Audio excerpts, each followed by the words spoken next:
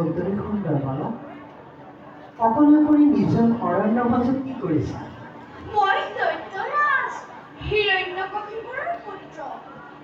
নাম মোৰ প্ৰহ্লাদ। আপুনি নোৱাৰিব। আপোনাৰ মুখৰ গীতবিলাক মোৰ ইমান ভাল লাগিছে। মোকো বাৰু এনে গীত গাবলৈ শিকাই দিবনে?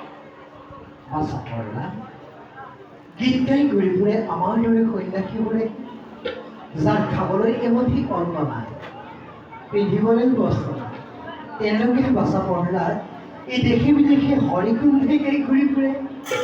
শুনা বাচা পঢ়লা তুমি কৈছা ত্ৰিভুৱন বিজয় দৈত্যপতি হিৰণ্যকশিপুৰৰ পুত্ৰ আৰু ইমানবোৰ ৰাজকীয় ভোগৰ মাজত তোমালোকৰ হৰিনামৰ আৱশ্যক কি হয়? ৰজাৰ ল'ৰা হ'লেও হৰিকীৰ্তন বেয়া বুলি আপোনাক কোনে ক'লে? সঁচা কৰলা ৰজাৰ ল'ৰা হ'লেও হৰিগুণৰ কীৰ্তন কৰিব পাৰে সঁচা, কিন্তু বাচা কৰলা সেই কথা তোমাৰ পিতাই মানি নলয় কাৰণ হৰি তোমাৰ পিতৃৰ চিৰশত্ৰু। মোৰ পিতৃ ঈশ্বৰৰ মহাশত্ৰু বুলি ভাবিছে কিয়? তেওঁকো জানো একেজন ঈশ্বৰে স্বৰ্জন কৰা নাই? তুমি ঠিকেই কৈছা প্ৰণা সকলোকে সি একেজন ঈশ্বৰ স্বৰ্জন কৰিছে সঁচা, কিন্তু সেই কথা তোমাৰ পিতাই কলাপিতো মানি নলয় অথচ তোমাৰ মুখত হৰিনাম কৰিলে একেবাৰে সমন কুধাম্বিত হৈ পৰিব।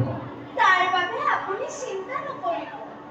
মই মোৰ পিতৃক এই কথা কওঁ, তেওঁ মোৰ কথা নিশ্চয় শুনিব। কাৰণ ধন্য ধন্য তুমি ধৰিলে নহয় সঁচা কৰলা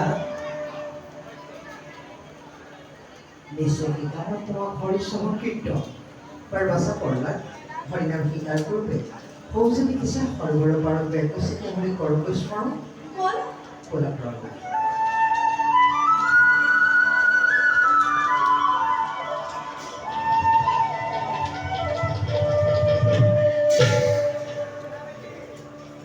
জগতৰ নাথ